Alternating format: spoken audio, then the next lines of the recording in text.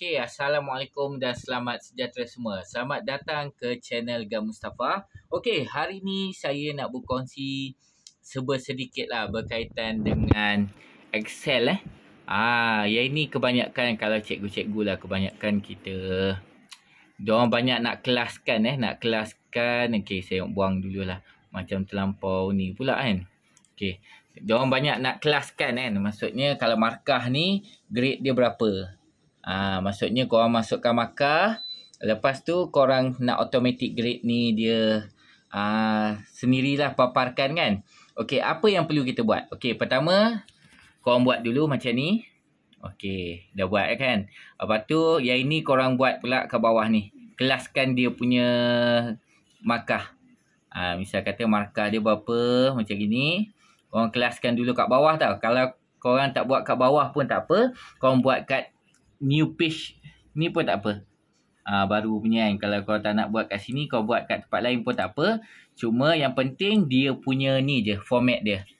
Format tu yang penting.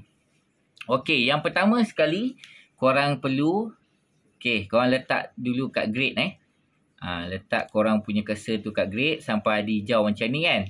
Okey, ni dia punya kod.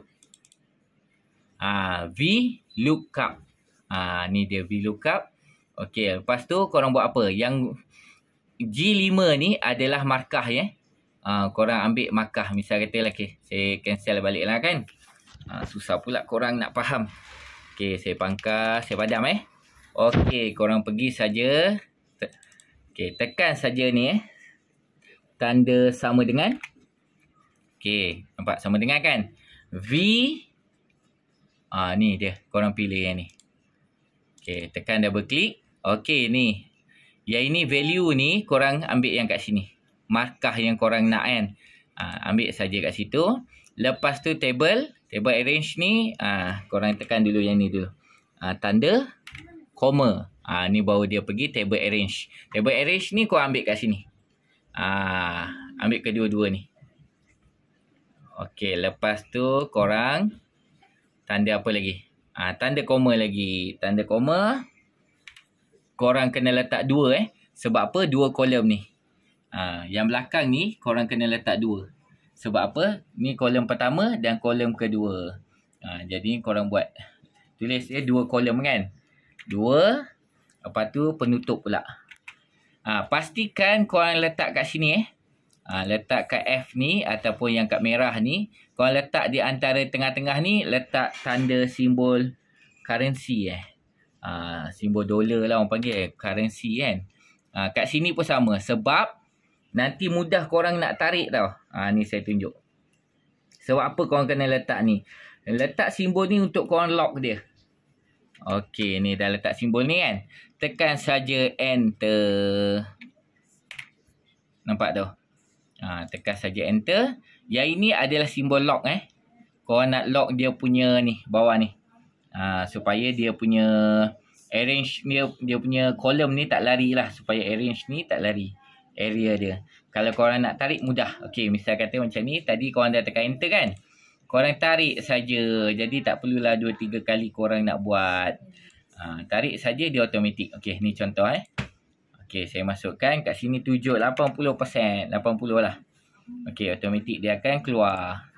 Okey, kat sini saya nak buat lah 10 lah. Fail kot 10. 10 apa dia bagi 10 tak ada. Sebab kat sini adalah sampai G saja kan. Jadinya kalau kat sini 10 tak ada. Ya, betul ke? Cik kita nak ke atas 10. 10 tak ada. Jadi ni kira fail lah kan. Jadi korang buatlah dalam markah 37 boleh.